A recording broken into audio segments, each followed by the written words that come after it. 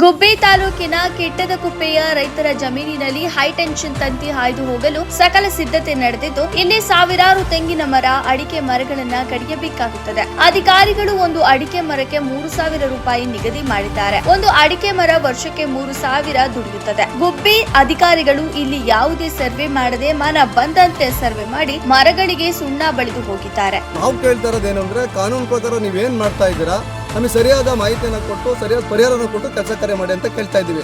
ನೀವು ಇದಕ್ಕೆ ಸಂಬಂಧಪಟ್ಟ ದಂಡಾಧಿಕಾರಿಗಳು ಇರ್ಬೋದು, ಅಥವಾ ಸಂಬಂಧಪಟ್ಟ MLA ಇರ್ಬೋದು, ಸಂಬಂಧಪಟ್ಟ DC ಅವರು ಇರ್ಬೋದು, ರೈತರುಗಳಿಗೆ ಏನೀಗ ನಿಮ್ಮ ಮೀಡಿಯಾ ಮುಂದೆ ನಾವು ವಿಚಾರ ತಿಳಿಸ್ತಾ ಇದ್ದೀವಿ.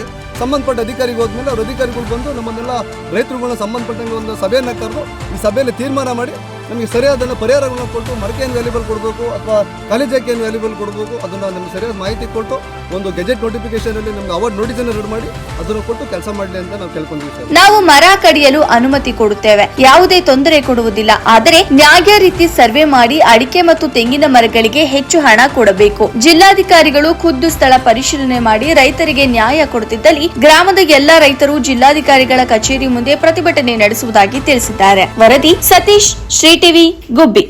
ನಾವು ಇಂಜಿನಿಯರ್ನ ಕೇಳಿದ್ರೆ ಪ್ರಾಜೆಕ್ಟ್ ವರ್ಕ್ ಹೇಳಿದೀವಪ್ಪ, ಅವ್ರ ಸಂಬಂಧ ಅಂತಾರೆ.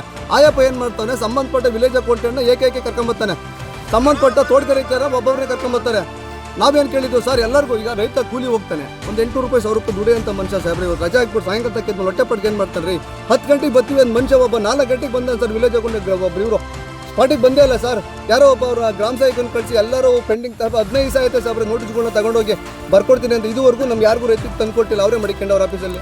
ಈಗಾಗಲೇ ಒಂದು ಮಾತಾಡಿದ್ರಿ, ಸ್ವಾಮಿನವರೊಬ್ರು ಅವ್ರಿಗೆ ಬೇಕಾದವ್ರಿಗೆ ಮಾತ್ರ ಅಲ್ಲ, ಬೇಕಾದ್ರೆ ಮಾಡ್ಯಾರ ಗೊತ್ತಿಲ್ಲ ಸಾಬ್ರೆ. ಸ್ಪಾಟಿಗೆ ಬರ್ತೀವಿ ಅಂತ ಹೇಳಿದ್ರು, ಸ್ಪಾಟಿಗೆ ಬಂದಿಲ್ಲ. ಈ ತಾನೇ ಸತೀಶ್ ಪಾಟೀಲ್ ಅವರೇ ಸ್ಪಾಟಿಗೆ ಕರೆಸ್ತೀವಿ ಎಲ್ಲ ಒಟ್ಟಿಗೆ ಬನ್ನಿ ಅಂತ ಹೇಳಿದ್ರು, ಸ್ಪಾಟಿಗೆ ಕರ್ಸಿಲ್ಲ. ಎಲ್ಲರೂ ಅರ್ಜಿಗಳನ್ನ ತಗೊಂಡೋಗಿ ಅವರೇ ಮಡಿಕೊಂಡವ್ರೆ. ಸತೀಶ್ ಪಾಟೀಲ್ ಅದೇ ಕಾಂಟ್ರಾಕ್ಟ್ ವರ್ಕ್ ಸರ್, ಈಗ KB ಏನು ಟೆಂಡರ್ ಕೊಟ್ಟಿದ್ದಾರಂತೆ ಅವ್ರ ವರ್ಕು, ಪ್ರಾಜೆಕ್ಟ್ ವರ್ಕು, ಅದನ್ನೆಲ್ಲ ಅವರಿಗೆ ಕೊಡಿ ಅಂತ ಹೇಳಿದ್ರು, ಕೊಟ್ಟಿದ್ದೀವಿ. ಅವ್ರು ಇದುವರೆಗೂ ನಮಗೇನು ಮಾಹಿತಿ ಕೊಟ್ಟಿಲ್ಲ, ಎಲ್ಲ ತಗೊಂಡು ಮಡಿಕೊಂಡವ್ರು. ಜಿಲ್ಲಾಧಿಕಾರಿಗಳಿಗೆ ನಾವು ಕೈ ಮುಗಿದು ಕೇಳ್ಕೊಂತ ಇದ್ದೀವಿ. ಈ ಏನು ನಿಮಗೆ ವಿಷಯ ತಿಳಿದ ಕೂಡಲೇ ಸ್ಥಳಕ್ಕೆ ಬಂದು ಏನು ನಮಗೆ ಸರಿಯಾದ ಎಲ್ಲ ಒಂದು ಪರಿಹಾರವನ್ನು ಕೊಟ್ಟು ಈ ಕೆಲಸಗಳನ್ನ ಮಾಡಬೇಕು ಅಂತೇಳಿ ತಮ್ಮಲ್ಲಿ ಮನವಿ ಮಾಡ್ಕೊತಾ ಇದ್ದೀವಿ. ದಯವಿಟ್ಟು ಸಂಬಂಧಪಟ್ಟ ಅಧಿಕಾರಿಗಳು ತಿಳಿದು ಕೂಡ ಬರ್ದಲ್ಲೇ ಇದ್ದರೆ ಮುಂದಕ್ಕೆ ಎಲ್ಲರೂ ಕೂಡ ರೈತರುಗಳು ಒಂದು ಉಗ್ರ ಹೋರಾಟವನ್ನು ಮಾಡ್ತೀವಿ ಅಂತ ತಮ್ಮ ಮೂಲಕ ನಾವು ತಿಳಿಸ್ತಾ ಇದ್ದೀವಿ ಸರ್. ನನ್ನ ಸರ್ವೆ ನಂಬರ್ ಬಂದು 14/6. ನಾನು ನೋಟಿಸೇ ಕೊಟ್ಟಿಲ್ಲ. ನೋಟಿಸ್ ಕೊಟ್ಟಾಗ ಇವ್ರು ರೇಖಾಕಿ ಬಂದು ಮಾರ್ಕ್ ಮಾಡಿ ಮರ ಕಡಿತೀವಿ ಹಿಂಗೆ ಅಂತ ಹೇಳಿ ನಮ್ಮನ್ನು ಇದು ಮಾಡ್ತಾ ಇದ್ದಾರೆ.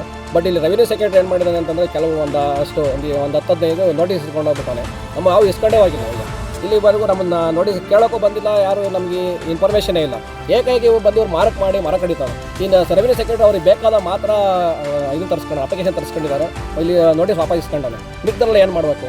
ಹಂಗಾಗಿ ಜಿಲ್ಲಾಧಿಕಾರಿಗಳು ಇದು ಏನು ನೋಡಿ ತಕ್ಷಣ ಅದು ಪರಿಶೀಲಿಸಿ ನಮಗೆ ನ್ಯಾಯ ಒದಗಿಸ್ಕೊಡ್ಬೇಕಂತ ಜಿಲ್ಲಾಧಿಕಾರಿಯಲ್ಲಿ ಮನವಿ ಮಾಡಿ.